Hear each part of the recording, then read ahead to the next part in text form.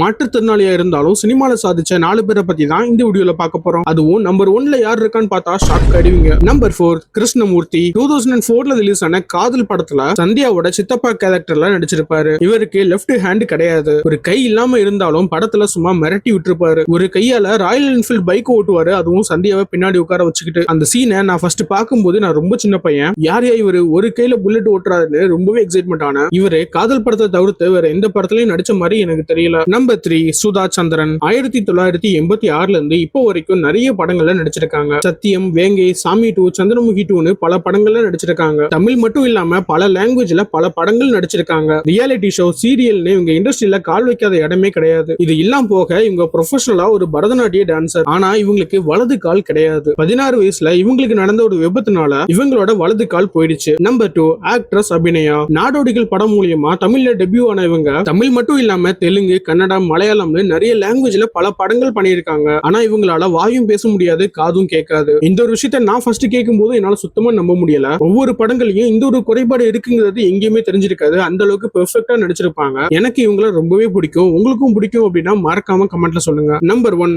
ராணா தகுபதி. இவரை பத்தி பெருசா இன்ட்ரோவே யாருக்கும் தேவைப்படாது. தமிழ் இண்டஸ்ட்ரியில 2013 ரிலீஸ் ஆன ஆரம்பம் படத்துல இருந்து இப்ப ரீசெண்டா ரிலீஸ் ஆன வேட்டையின் படம் வரைக்கும் இவரோட ஆக்டிங்ல மிரட்டி விட்டுருப்பாரு. இவருக்கு பிறவிலேயே 2 கண்ணுமே சரியா தெரியாது. கண் தானம் மூலியமா கண் மாற்றும் அறுவை சிகிச்சை பண்ணி இவருக்கு பார்வை வந்திருக்கு. அதுவும் இடது கண்ணுல மட்டும்தான், வலது கண்ணுல இப்போ வரைக்குமே பார்வை சரியா தெரியாது. இந்த லிஸ்ட்ல யாரை பார்த்தா உங்களுக்கு ரொம்பவே இன்ஸ்பிரேஷனா இருக்குன்னு மறக்காம கமெண்ட் பண்ணுங்க.